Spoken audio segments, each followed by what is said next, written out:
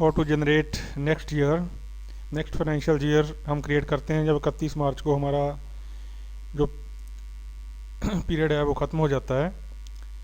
तो नया साल क्रिएट करना पड़ता है बैलेंस ट्रांसफ़र करने के लिए नए साल में।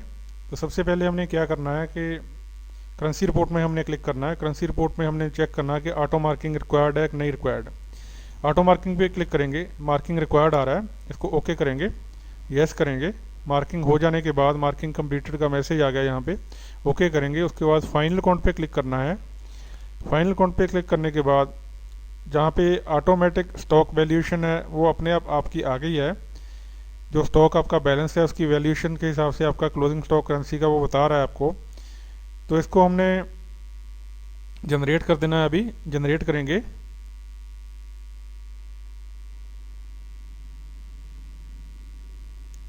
जहाँ पे जनरेट नेक्स्ट ईयर की ऑप्शन आती है इस पर क्लिक करेंगे तो पीरियड हमारा फ्रॉम और टू का अपने आप आ जाएगा। जहाँ पे क्रिएट नेक्स्ट ईयर पे क्लिक करेंगे तो आपका नया साल क्रिएशन का जो प्रोसेस है वो स्टार्ट हो जाएगा। अभी फाइल एक्सट्रैक्ट हो रही है, ऑफिशियल फाइल एक्सट्रैक्ट कर रहा है। ऑफिशियल फाइल एक्सट्रैक्ट करने के बाद इसकी अपडेशन होगी। अपडेशन अभी चल रही है। अपडेशन होने के बाद इसकी डेसिमल प्लेस की जो सेटिंग है वो होती है, क्योंकि आपने करेंसी के हिसाब से सेटिंग की होती है कि आपको जो डेसिमल प्लेस है वो करेंसी में कितने चाहिए, आपको रेट्स में कितने चाहिए। और उसके बाद जो क्लोजिंग बैलेंस है वो ट्रांसफ़र हो रहे हैं। तो ये क्लोजिंग बैलेंस ट्रांसफ़र होने के बाद आपके सिस्टम पे एक मैसेज आएगा कि नया साल आपका क्रिएट हो गया है, और साथ में आपको नए साल का नंबर भी बताएगा। अभी हमको बता रहा है डाटा लोकेशन ACCT0079 नंबर हमारा क्रिएट हो चुका है। इसको ओके करेंगे और बाहर जाके देखते हैं, एग्जिट करते हैं। मेन स्क्रीन पे हमारे पास ऑप्शन आ जाएगी, ये 70 नंबर हमारा फर्स्ट पे आ गया, ये क्रिएट हो चुका है। अभी हम दोबारा फिर चलते हैं उसी साल में जो हम ओपन किए थे।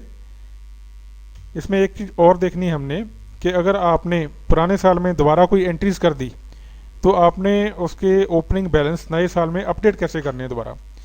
तो उसको अपडेशन करने के लिए आपको दोबारा फिर फाइनल अकाउंट में जाना पड़ेगा। फाइनल अकाउंट जनरेट करेंगे।